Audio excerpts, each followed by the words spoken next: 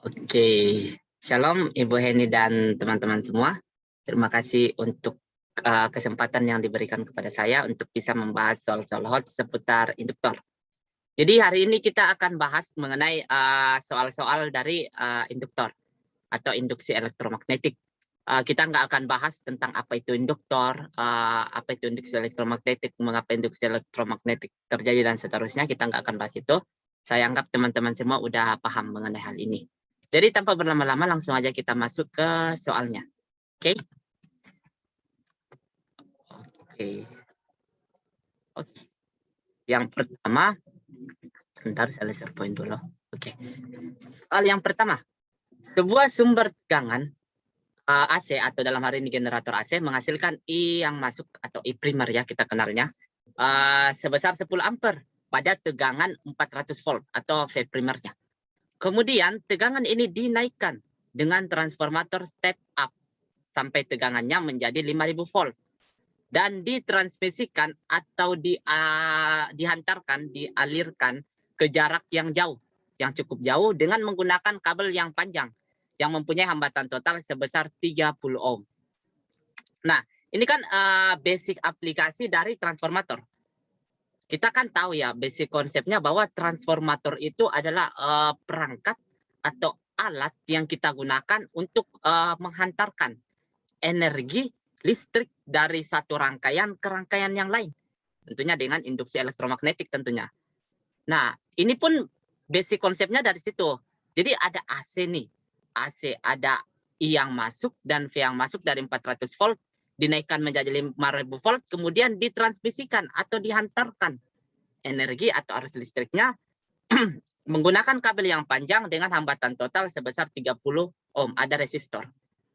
Apakah ada hubungannya antara resistor dengan transformator? Tentu ada. Itu yang akan kita gali di sini ya. Yang pertama, menurut Anda, apakah tindakan tersebut sudah tepat? Atau justru akan lebih baik jika arus listrik ditransmisikan pada tegangan 400 volt? Nah, menarik nih. Kita mau tahu nih, tindakannya ini udah tepat belum? Jika kita transmisikan energinya itu pada 5000 volt. Kenapa nggak 400 volt? Kenapa 5000 volt? Kita mau tahu nih, yang mana yang lebih bijak gitu, yang mana yang lebih tepat, apakah 5000 volt atau di 400 volt? Nah, yang kedua, berapa perbandingan persentase energi antara arus yang ditransmisikan pada tegangan 400 volt atau pada tegangan 5000 volt? Kita bandingkan nanti energinya. Yang ketiga, apakah ada pengaruh tegangan saat melakukan transmisi terhadap kerugian energi? Apakah ada pengaruhnya yang 5000 volt dan 400 volt ini saat energi itu ditransmisikan? Apakah ada pengaruhnya terhadap kerugian energi? Oke. Sebelum menjawab, kita harus pahami dulu bahwa ketika trafo itu mengantarkan listrik ya dengan bantuan kabel dalam hal ini soalnya dan ada resistor, tentu akan ada energi yang hilang. Benar nggak? Oke? Tentu akan ada energi yang hilang. Nah, kita mau tahu nih, lebih besar mana energinya yang hilang antara tegangan di 5000 volt atau tegangan yang di 400 volt tadi. Tentu kalau dibilang yang mana yang lebih baik, tentu yang energinya hilang yang paling dikit dong, yang lebih baik. Tapi kita mau tahu sekarang. Jadi kita mau tahu sekarang, yang mana yang paling dikit ketika ditransmisikan di 5000 volt atau ketika kita transmisikan di 400 volt. Oke, sebelum menjawab kita daftar dulu yang diketahui apa aja. I primer dari generator AC itu adalah 10 ampere. V primernya adalah 400 volt. V sekundernya adalah 5000 volt. Dan resistornya R adalah 30 ohm. Yang ditanya yang pertama A, kemungkinan transmisi arus terbaik. Yang mana yang paling baik? Yang kedua, P1 banding P2, daya 1 banding daya 2. Yang ketiga, adakah pengaruh V yang 5400 ini terhadap P yang hilang? Oke, kita jawab aja. Yang pertama, kan dari tadi kan kita mau tahu nih besarnya energi yang hilang selama transmisi itu dilakukan. Otomatis kita nggak jauh-jauh dong dari rumus daya P. Seperti yang kita tahu basic rumusnya P itu adalah V dikali I atau I kali V, sama aja. Rumusnya V itu setara dengan I kali R. Jadi boleh dong kalau kita tulis P sama dengan I, V-nya kita ganti jadi I kali R, jadi I dikali R. Kalau kita sederhanain lagi rumusnya, kita bisa tulis I kuadrat R. Dengan I adalah arus dan R adalah hambatan. Hambatan total. Oke, langsung aja kita masuk ke basic rumus dari transformator. IP per IS sama dengan VS per VP. Oke, kalau ditambah lagi sama dengan NS per NP. Jumlah lilitan. Tapi kita nggak akan pakai itu. Langsung aja. IP-nya berapa? IP-nya 10 per IS. Kita kan mau cari ini berapa sih arus yang dihantarkan, arus yang keluar dari 5000 volt itu berapa sih? Kita harus tahu dulu dong. Itu sebelum kita tahu energi yang hilangnya berapa. Nah, masukin angkanya 10 per IS sama dengan VS-nya 5000 per VP-nya 400. Jadi IS sama dengan, kalau dikali silang, 10 dikali 400 kan 4000. Ini turun ke bawah, IS-nya naik. Jadi IS sama dengan 4000 per 5000. Coret nolnya, jadi 4 per 5 atau 0,8 ampere. Kita udah tahu nih, ternyata yang masukkan tadi 10 ampere. Yang dikeluarkan dari 5000 itu 0,8 ampere. Oke, sekarang kita bisa cari nih yang hilang. Yang hilang pakai I yang dikeluarkan dari 5000 tadi. Jangan pakai I yang 10 ya. I yang masuk jangan. Yang dikeluarkan dari 5000 tadi. Jadi P yang hilang sama dengan I kuadrat R. Langsung aja ya. Ini coret rumusnya. Langsung aja I kuadrat R. I-nya 0,8 kuadrat per R. R-nya berapa? 30. R totalnya. Hambatannya. Sama dengan 19,2 watt. Kita tahu ternyata selama transmisi itu ada sekitar 19,2 watt energi yang hilang. Jadi kalau kita mau persentasekan gimana? Kita harus cari dulu energi keseluruhannya itu berapa yang harusnya diantarin. Langsung aja V kali I tanpa R ya. Kita nggak pakai R dulu. V kali I. V kali I. V-nya sama dengan 5000. V yang sekunder tadi yang keluar. Dan I yang sekunder. I yang dikeluarkan tadi 0,8 ampere. 8 kali 5, 40. Coret 0, jadi 4000. Tambah 0,3 tadi. Jadi 4000 watt. Oke. Sekarang persentase P yang hilangnya berapa? Langsung aja. P yang hilang dari selama proses transmisi tadi, kita bagi dengan P totalnya, kita kali dengan 100%. Kalau di matematika kan sederhana, jadi 0,48%. Jadi selama transmisi itu ada sekitar 0,48 dari 100% energi yang hilang. Itu kalau di 5000 volt. Nah, sekarang kita mau tahu nih, kalau di 400 volt berapa? Coba, next. Nah, untuk tegangan 400 volt kira-kira berapa nih? Pakai rumus yang sama, yang hilang sama dengan I kuadrat dikali R. I-nya kan tadi kita udah tahu, kita nggak perlu cari lagi dong, kayak I sekunder tadi. Kita udah tahu 10 ya. 10 kuadrat dikali R 30. 10 kuadrat 100 dikali 30, 3000 watt. Ternyata ada sekitar 3000 watt yang hilang. Yang tadi cuma sekitar 19,2 watt. Justru kalau di 400 volt ada sekitar 3000 watt. Sebenarnya dari sini aja udah kelihatan sih yang mana yang lebih efektif, yang mana yang lebih bijak untuk dilakukan. Tapi nggak apa-apa, biar makin clear, cari perbandingan persentasenya.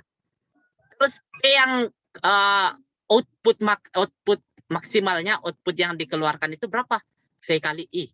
10 dikali 400. Sama dengan 4000 watt. Teman-teman tahu ya 10 dan 400-nya dari mana? Dari ini V primer, ini I primer. Oke, 10 dan 400. Oke, next. Di persentase P yang hilangnya berapa? P yang hilang dari arus, dari tegangan 400 volt tadi, yang primer, kita bandingkan, kita bagi dengan P output keseluruhan, kita kali dengan 100%. Masih sama rumusnya sama yang tadi, akan kita dapatkan hasilkan 75%. Jadi, pertanyaannya, yang mana yang lebih baik, efisien? Nah, tentu dari sini udah kelihatan jelas ya.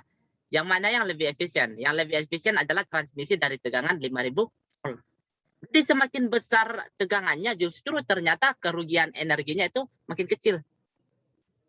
Benar nggak? Oke. Jadi, Oke, nanti aja lah kita bahas itu nih, karena itu ada di nomor yang beda. Kita next dulu. Nah, perbandingan bagian B 1:2. Ini kan 1 kan 0,48 ya. Wah, lag ya. Bentar. Nah, ini dia 0,48% ya. P2-nya 75%. Oke. Nah, begitu kita masukin aja perbandingan biasa 0,48 banding 75. Hasilnya otomatis coret. Nanti kalau kita mau sederhanakan, kita bagi 3 kiri kanannya, berarti 0,16 banding 25. P1 atau daya 1 dan banding daya 2. Yang hilang ya. Oke, yang C. Apakah ada pengaruh antara V tadi terhadap P? Ternyata ada. Semakin besar tegangannya, maka semakin kecil kerugian energinya yang dihasilkan. Atau secara matematis, kita biasanya kenal dengan simbol V sebanding dengan 1/P. Oke, jadi sebenarnya kalau kita mau bawa ke kehidupan sehari-hari, jadi nggak heran kalau misalnya sumber-sumber generator listrik yang besar itu kayak PLN itu, dia transmisikan listrik itu dalam tegangan yang besar. Meskipun ada resiko yang besar juga, tapi dengan kabel yang udah didesain, dengan alur yang udah didesain dan seterusnya, harusnya sih masih aman-aman aja. Kenapa ditransmisikan dalam tegangan yang besar? Kenapa nggak kecil aja, biar resikonya itu makin kecil? Ya, supaya energinya itu makin kecil yang hilang. Karena kalau tegangannya kecil, energinya makin banyak yang hilang. Oke? Dari konsep ini kita pahami hal itu. Oke, kita next saja. Lanjut ke soal yang berikutnya. Jonathan sedang mengamati transformator seperti pada gambar di atas gambar ini ya. Mudah-mudahan jelas ya. Ini 50 lilitan, ini 1000 lilitan.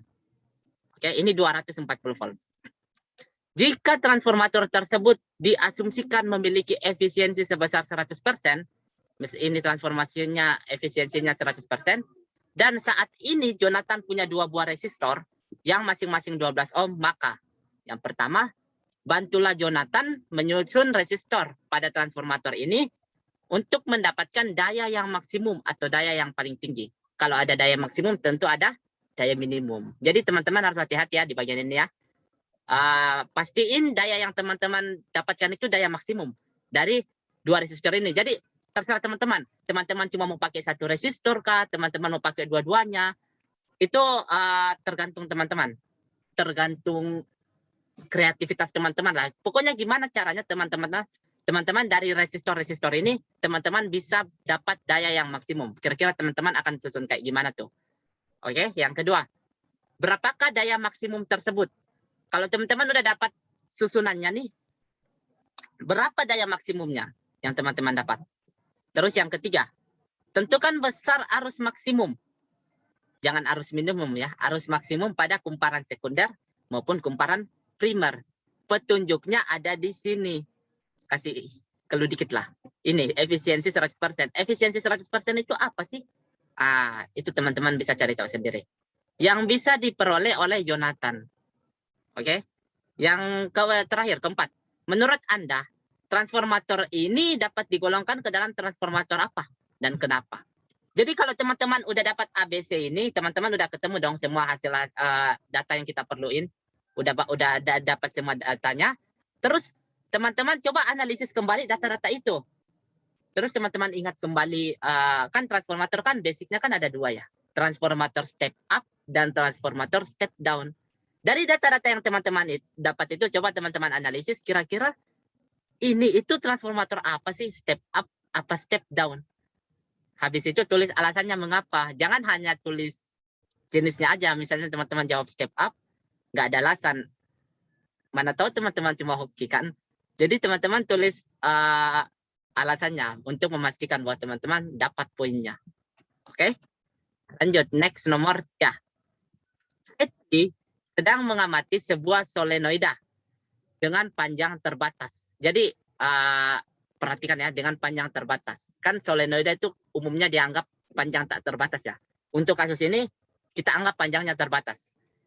Jika diketahui solenoida tersebut memiliki panjang, diameter, dan jumlah lilitan berturut-turut sebesar L, D, dan N, serta kita aliri arus listrik sebesar I, maka Yang pertama, bantulah Fetty untuk menemukan formula yang paling sederhana untuk menentukan besar induksi magnet di pusat dari solenoida. Di pusat ya, dari solenoida.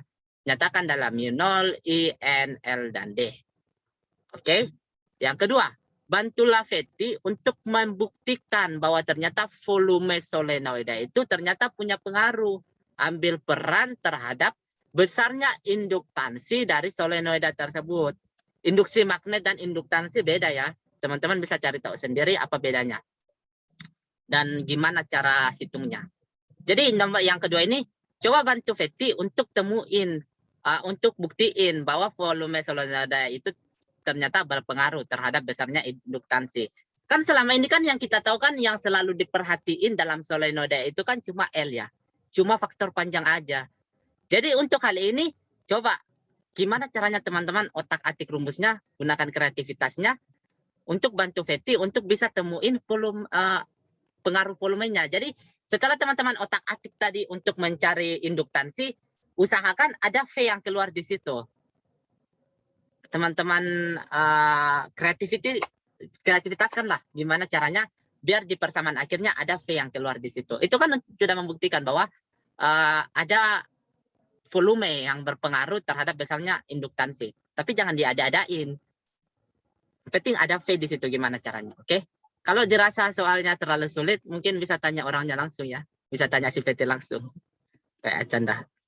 Oke, sekian aja presentasi yang bisa saya berikan. Terima kasih untuk waktunya. Dan kalau teman-teman ada pertanyaan terkait penjelasan tadi atau terkait soal-soal ini, teman-teman bisa tanyakan langsung melalui Teams atau WA mungkin. Oke, semangat teman-teman mengerjakannya. Tuhan Yesus memberkati. Thank you. Oke.